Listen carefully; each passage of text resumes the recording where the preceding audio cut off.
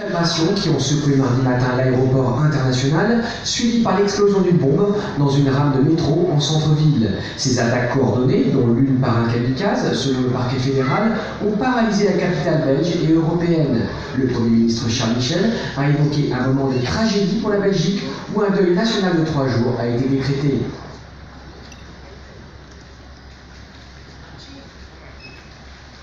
Pourquoi l'homme a-t-il des préjugés? Comment serait-il possible de tous les exterminer? On nous apprend à l'école à combattre l'inégalité, tandis que dans les médias, on nous conseille de nous méfier. Comment serait-il donc possible de tous les éloigner? Un monde sans préjugés pourrait-il exister? Le préjugé, dû à notre stupidité, celle de l'être humain, il faudrait la soigner, qu'ils nous disent. Cette société si contradictoire dans laquelle on nous demande de lutter contre les amalgames, alors que tous, haut placés ou non, qu'ils soient respectés ou pas, ne donnent pas la même valeur à un homme ou une femme. Pourrions-nous alors penser à une existence sans ces préjugés? Mais pourquoi sont-ils présents? L'étaient-ils plus avant que maintenant? Pour parler du présent, c'est que tous, ils répandent la terreur, les gens. Mais cette pseudo-terreur, il faut l'éloigner par nos esprits, tenter de l'oublier,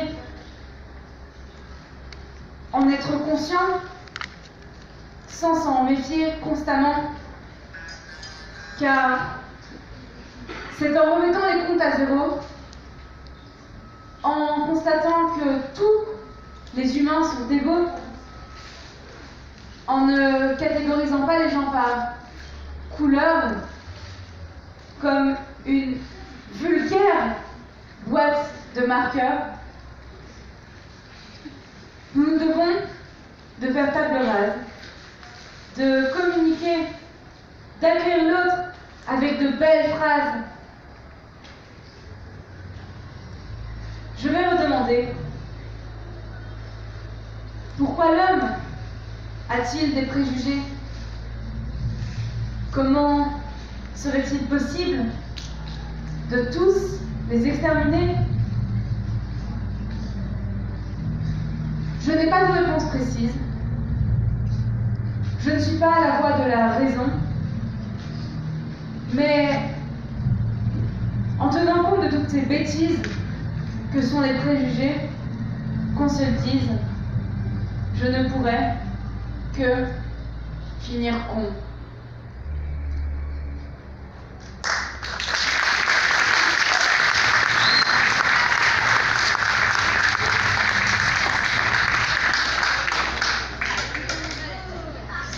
Niveau 1, on se sent bien. On pense tous à un monde en paix, rempli de respect. Mais vous savez, la solidarité est la clé de l'amitié.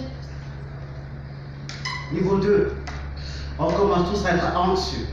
On veut que tout le monde soit respecté, qu'il n'y ait plus d'intégrité. Niveau 3, place à l'effroi. Sans les préjugés, on serait tous respectés. Ne faites pas semblant, terrorisme vous fait penser à un musulman. Ou encore que les Noirs ont une forte odeur et que les Arabes sont tous des voleurs. Niveau 4, tous prêts à se battre. Face à la terreur, la peur a pris emprise sur nos cœurs. Prônons le pacifisme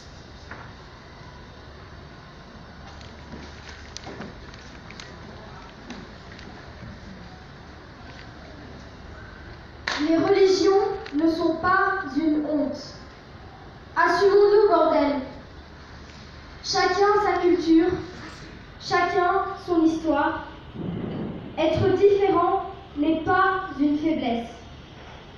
Alors pourquoi sommes-nous en colère? Cette colère qui commence les guerres. Et la politique, on en parle? Tous ces gens qui, soi-disant, veulent faire un monde meilleur. Et l'extrême droite qui ferme les portes de demain. Alors je pose la question, pour nous, quel destin? La haine est une arme redoutable. Elle détruit tout sur son passage. Mais réfléchissons, putain.